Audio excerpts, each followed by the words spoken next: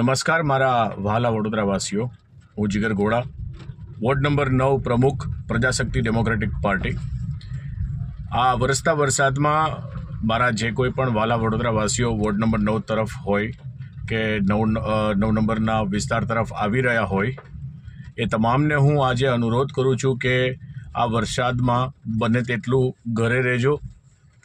વડોદરાના પશ્ચિમ વિસ્તારના વિકસિત એરિયા જેમ કે ન્યુઅલકાપુરી, સેવાસી, ગોત્રી તરફ વરસાદથી પડેલા ભરપૂર ખાડાઓ જે કોર્પોરેશનના એક બેદરકારીને કારણે આજે જે આજવા સરદાર એસ્ટેટ પાસે જે રિક્ષા ચાલકનું મૃત્યુ થયું છે, તેના સંદર્ભમાં હું આપ સૌને નમ્ર વિનંતી કરું છું કે બને તેટલું આપ 2 વ્હીલર પર ઓર 3 વ્હીલર્સ પર બને તેટલું જોખમ લેવાનું ટાળજો. 9 નંબરના વિસ્તારમાં ખાસ કરીને ન્યુઅલકાપુરી, સેવાસી TP1, TP3ના અંદરના સોસાયટીના રસ્તાઓ પર 1 થી 1.5 ફૂટ ઊંડા ખાડાઓ પડી ચૂક્યા છે અને તંત્રની ઘોર બેદરકારીને કારણે માસૂમોનો ભોગ લેવાઈ રહ્યો છે.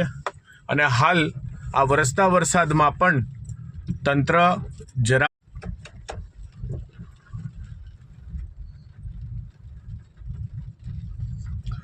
વડોદરાના વિકસિત પશ્ચિમ વિભાગનો વિસ્તાર સેવાસી TP1 અને એની આ બિસ્માર હાલત રસ્તાની આપ જોઈ શકો છો.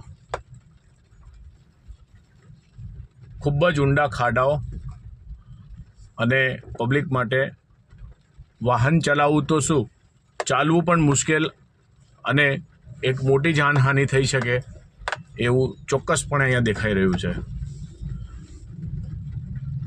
આપ જોઈ શકો છો જે ખાડાઓ છે.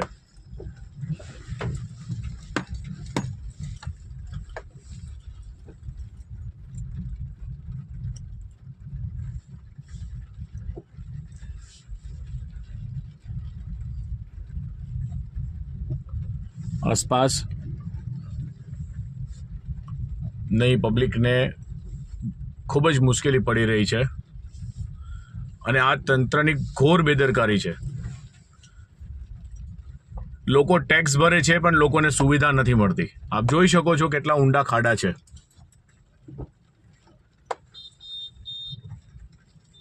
એક 4 વ્હીલરને પણ અહીંથી નીકળવું મુશ્કેલ છે